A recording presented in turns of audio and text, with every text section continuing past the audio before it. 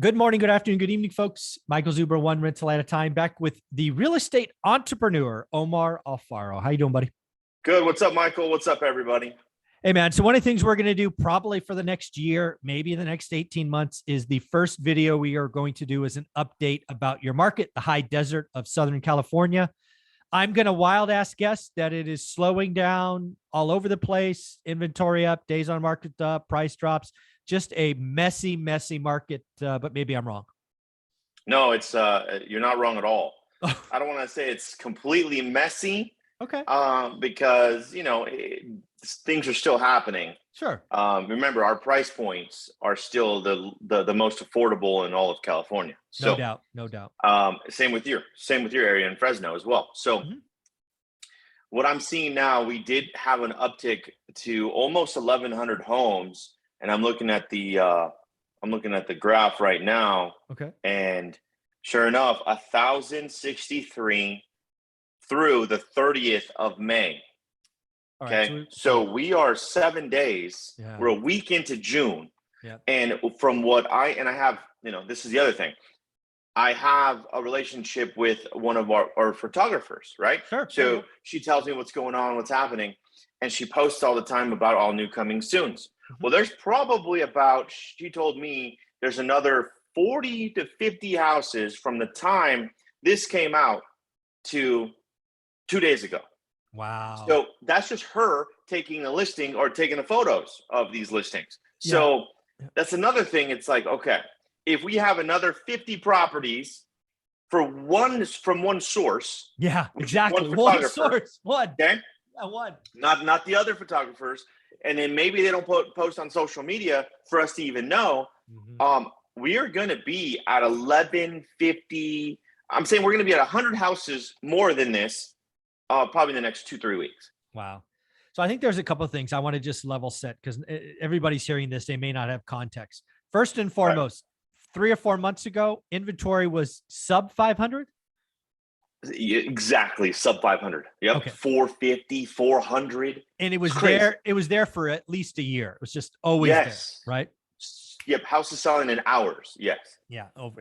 So then rates shoot up 200 basis points in 100 days.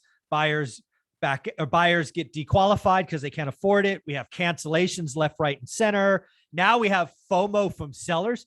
Dude, I did not expect FOMO from buyers to transition to FOMO of sellers this fast. I expected it, but dude, it seemed like it happened in a weekend. Yeah. I'd say a solid couple weekends, 3 weekends. And the next thing you know, you're like, whoa, what the flip? Yeah. Like all of a sudden a buyer has all kinds of options now. Yeah. It's pretty amazing. But the last thing to remind people out, because again, I believe, at least when I look at Fresno, we're still like 2018, 2019 normal markets. Would inventory be more like 15, 18, 2000? For us, no. Our normal was a solid 13 to 1,500. Okay. Oh, you're close. Remember, our population wasn't as high or isn't as high as Fresno. Yeah. So you're really close to getting back to kind of neutral. So as I think we talked about a couple of weeks ago, I think you're going to shoot right past that number. We are. Let's just say normal was 1,400. I'll split the difference. You might be at 1,800 by August. When we get, it's shitty. I don't want to say when we get to 1,800, but it's going to happen. Yeah. Because the thing is, that is 700 more properties on the market. Yeah. And is that really a lot? Think about it. In our area, that's not a lot. That's not a lot. No, that's not a lot at all. 700 houses.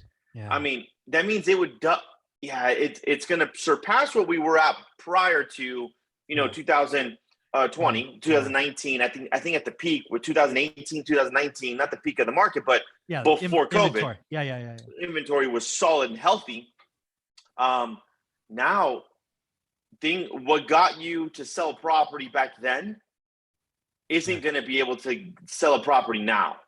if that makes sense. Yeah. So I want to play this out with you. Cause again, the high desert is if you know California, the high desert is a very interesting market to look at because it reacts first, right?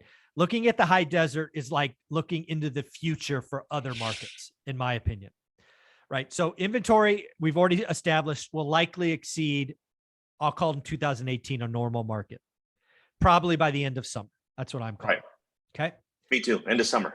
So interest rates are probably going up from here. Probably, hopefully not a lot, but they're going up. So what that means for your area is you're going to see even more buyer demand destruction. Oh, 100% we will. Yeah. Right. So Yeah. the question I have for you is, what do sellers do? Right. Because there are some sellers that are doing what I call wish pricing. Like, if you get me this, Omar, I'll take it. But if not, I'll stay put. Okay. Some of that's going to happen. Yeah, for sure it will. Some people are going, I'm getting out. I hate California, or I'm going back to the coast, or whatever. So they'll sell. Okay. It is going to be a mess. It's going to be a messy market, because you're not going to know who's really a buyer or really a seller, who's going to stay. But you, as an agent, your job is about to get super hard. Well, this is the thing, but it as an agent, yes, it's going to get very, very difficult, because some of the sellers that missed out, or they thought they missed out, are going to want to list super high, and it's just going to feed the inventory. Exactly. And it's going to feed the inventory. That's why I think you get to 1,800, maybe even 2,000, because I'm just going to pick a wild ass number. 10% of that inventory is not true inventory. It's listed. There's a listing. I'd say contract. 15 to 20%. Yeah. Man. So that's why it's just going to be bananas. Like, oh, that's not really real, because they want 600 for a 400 house, but yet it's listed. It's going to mess with days on market.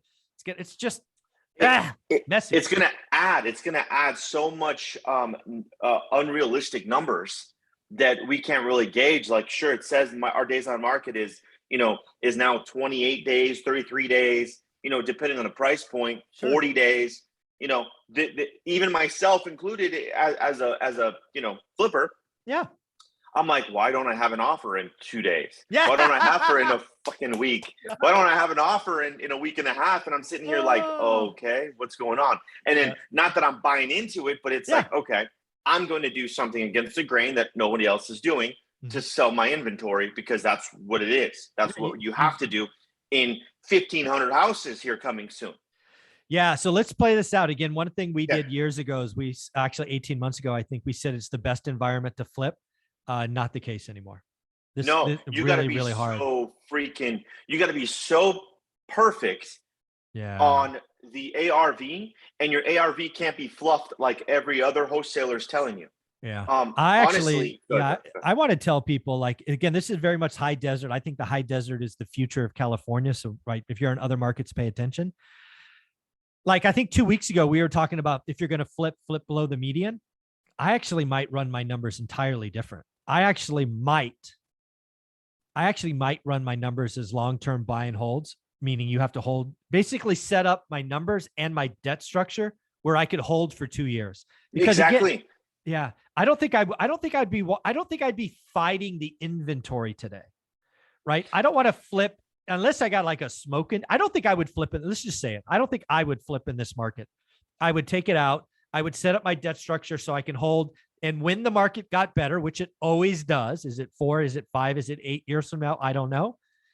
Then maybe I'll look to get out. But I think I would use this time to buy some super cheap buy and hold. You know what? That's a phenomenal, avenue there, because now that idea, Michael, what's funny is 2 days ago, I'm sitting with a list and saying, hey, where is it going to be at if we kept this property for 24 months? Yeah. Where, if the interest rate drops a little bit, price, I still have a huge cushion of, $100, $150, $120,000. Yeah. So if it eats it, and if it drops a little bit, we're still okay as long as the payments are made, right? Yeah. And the interest rate's good. But I'm telling you, it's still an okay market. And this, in regards to flipping, providing you have a team in place, you understand it all, and you know what? You don't want to get into a full remodel right now. No, I would. Full remodel is going to be no bueno, especially if you're brand new in the business. Yeah. And it's going to hold your capital. No. In addition to, check this out, your holding time. Yeah. The holding time, because now it's just going to get longer and longer. And mark my words, like the reason, like I'm doing something against the grain. I had a phone call 3 days ago from another selling agent. They showed my property, and of course I'm freaking out because it's been on the market for 3 weeks. If there's a good spread, blah blah blah, there's no offers.